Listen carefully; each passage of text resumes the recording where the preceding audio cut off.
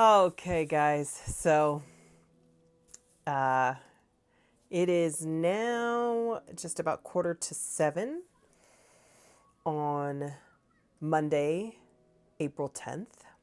And for those of you who've been on this journey with me, this is not about Wegovy, and this is not about makeup. For those of you who followed my life journey, you know that my daughter's father has been incarcerated since before she was ever even born. He went to prison when I was about 3 months pregnant, and it was like the hardest thing ever. Before we'd ever met, he committed a crime, and I knew when I fell in love with him that there was the potential that that crime might catch up with him. But I chose to love him anyway. And now I am on the eve of his coming home. It's been 4 years since April that he went away. And tomorrow he is released. I know you guys have so many questions. Those of you who are new here and those of you who have followed me for years, I know this came as like a huge shock that I would be with somebody who did something illegal and had to go to jail. But 4 years has taught me so much. And one of the most resounding things that 4 years has taught me is that I am not alone, and incarceration affects more people than you realize. A lot of my followers have been disappointed that I made the choice to fall in love with somebody that has a criminal past. And I get that. You know, my family even felt like, why this guy? Why you? And in my life, I have dated professional athletes, music industry people, mechanics. I've dated different kinds of guys. There was a reason that I fell in love so hard with this guy in particular. And his life story is complex and hard. He did not have the family that I had or the support that I had. There's a lot of reasons why people can take a criminal lifestyle. Anyway, I won't share his story. I will let him one day share his story. But again, it is the eve of him coming home. I went through the bulk of my pregnancy alone. Thank God for my parents who helped me raise my daughter thus far. She doesn't know that her father's coming home, but she knows her daddy. Like, they, thank God, what may come as a shock to a lot of you, when people are incarcerated at certain facilities, they can still FaceTime you. So Maya and her father have been FaceTiming since she was a little baby. I have a lot of emotions, about this. Like, it seemed like such an uphill battle that it's hard to believe that we're near the end, because it's not over. I mean, just because he gets released doesn't mean that it's over, but it means that we get to do the next portion of his belonging to the government outside of prison walls. I haven't seen or touched him in person in maybe 2 or maybe 3 years. It's just been like FaceTime and phone calls. And this is like, again, I just realized that so many people can judge this situation, but that's okay. Not every path is for every person. I chose to see the overwhelmingly good qualities in him, and I understood why he made the moves that he made and has done the things that he's done. And when I met him, I realized that I was dealing with somebody who was ashamed of the things that he had done. But he comes from a place of survival. His mindset is survival because he always just had to survive. Nothing was given to him.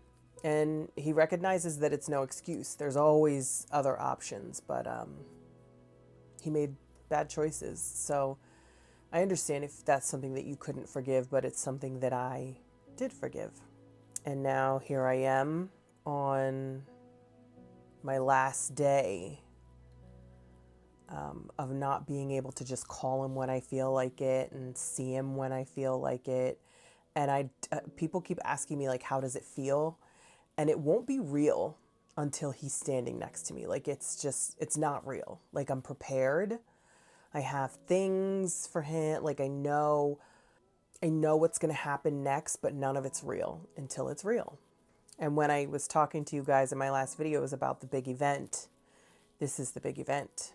I'm going to be with my child's father and the man that I love for the first time in 4 years. I'm going to be sitting in a car with him. I'm going to be standing next to him. So I invite you to come and see little pieces of this journey. Is there a level of excitement? Totally. There's lots of fear too. I'm not scared that he's not the person that I fell in love with. I stayed for these 4 years because he is the person that I fell in love with. But I have all those questions of, like, am I good enough? I've had a baby, our baby. I have changed. Life has changed. I've become a mom. I'm not doing the same things that I used to do. You know, I'm not as careless and fun as I used to be. So, but, you know, again, we talk like 45,000 times a day. So he knows, like, that I've changed. But, you know, it's not the same as being with somebody and actually seeing. I don't even necessarily, like, there is excitement, but it's more so just, I don't even believe that it's happening. And I won't until he's here. I think when I'm pulling up tomorrow, maybe then I'll, like, feel it. Okay, guys, so on the first day that I filmed the first portion of this video where I was just talking, Maya and I made a banana pudding. Now, I just told Maya that we were going to be making banana pudding because it was a yummy thing to make. But in actuality, I was preparing for the following day where I would be driving to go pick up her daddy. So we made a decision not to tell our daughter that daddy was coming home because we didn't exactly know when he was going to be able to see her. He is going to be staying at a halfway house, and we just didn't know the rules and regulations yet. So she's blissfully unaware. And then the next morning I took the drive, and it was a long drive to go get him from the train station. And I had so many emotions and so many thoughts on this ride. Just, you know, enjoying the thought of picking him up, but also being uncertain as to whether or not it was all going to work out because I still just could not believe it until... Oh my God, there he is. So that was my initial reaction recorded from the phone. As I was recording, I just said, oh my God, there he is, because I just could not believe there he was. And then you can see him enjoying the banana pudding that Maya and I made for him. And I also made him some real food. That wasn't the only food that he got. But after our long car ride to the facility that he's going to be staying at, it was just so fun to be able to FaceTime him and call him whenever I felt like it, because for 4 years, I had to wait for him to call me. I could not call him. So our daughter saw us talking more, but she didn't know that he was actually closer to home. So the next video that you're going to see, sorry that the audio is messed up, but we told Maya that I was going to go to work and she was going to have a fun day with Grandma and Grandpop at Dave & Buster's. So Mom and Dad told her that I was going to be joining them eventually at Dave & Buster's, but she didn't know that Daddy and I were coming up the escalator and about to join her. Grandma and Grandpa told her that I would be coming, so next you just see her waiting for me to come. Yeah, but she's not here. See you soon. Yeah. She's coming up the escalator. In a few minutes. But they're all like... Let's count, let's count. Okay, 1, 2, and they don't... Right. So she would have been a backup, but 5, 6, 7, 8, 9,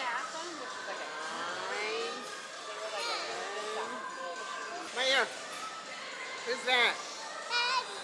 Who is that? Daddy.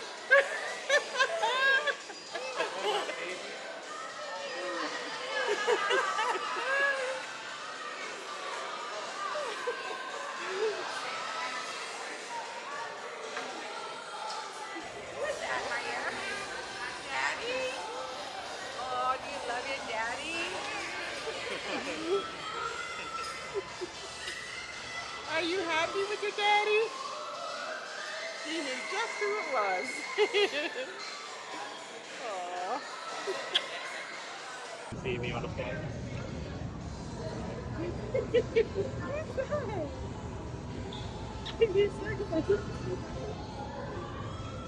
Do you believe it? Did I surprise you? Take pictures. You thought mommy was going to work. We were really trying to surprise you. Was it a surprise? Yeah. Are you happy that it wasn't just your Aunt Lisa and it was your daddy? It was a much better surprise. You're very happy. So next you see Maya counting all the people at the table that she loves, including grandmom and grandpa, and my very best friend was there. Everybody who she loves, with the exception of a few very, very close friends and family, and my sister that wasn't able to be there. But for the next few hours, we just enjoyed our time together and really just loved having our family all together. And of course, we went to go play. Maya was just on top of the world having her daddy there. And I just thank you guys so much for all of you who prayed for us and who prayed for our family along this journey. You know, there's still a lot to come. You know, it's not over yet, but we're getting closer and closer to just being able to be a family like we always intended to be. And you know, the best is yet to come is truly how I feel. I feel blessed and I feel happy, and I thank you guys for being on this ride with us. And I hope you stay tuned to see what happens next with our little family. Thanks so much for watching, guys.